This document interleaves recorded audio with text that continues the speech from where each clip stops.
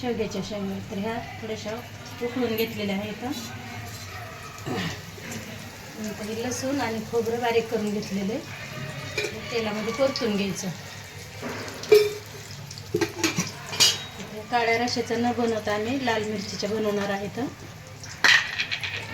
त्यासाठी खोबरं लसूण बारीक करून घेतलेले. जसं तेलामध्ये जिरी थोडीशी मोहरी टाकून घ्यायची. थोडंसं लाल तिखट टाकायचं. हळद टाकून घ्यायची. अशी कोथिंबीर टाकायची.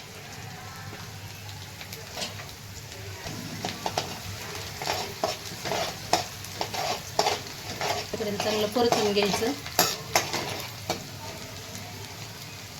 त्याच्यात थोडंसं मीठ टाकून तर ते पाणी ओतून न देता असं टाकून घ्यायचं. म्हणजे त्याची टेस्ट त्याचा अर्क सगळा पाण्यामध्ये उतरलेला असतो ना.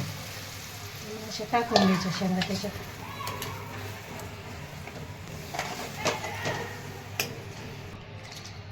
थोडंसं असं उकळून द्यायचं. थोडंसं बारीक केलेलं कूट थोडंसं टाकून घ्यायचं.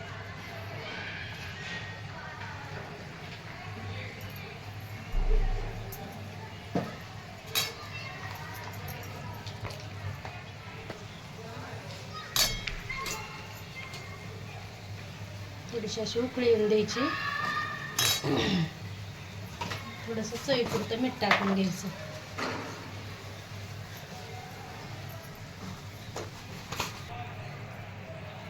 थोडीशी आता उकळल्यानंतर थोडी कोथिंबीर टाकून घ्यायची.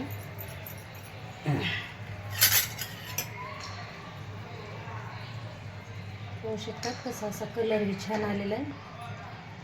हे शेंगा खाण्यासाठी तयार आहेत. व्हिडिओ जर आवडला तर एकदम सोप्या पद्धतीने केलेले आहेत. व्हिडिओ जर आवडला तर लाईक करा.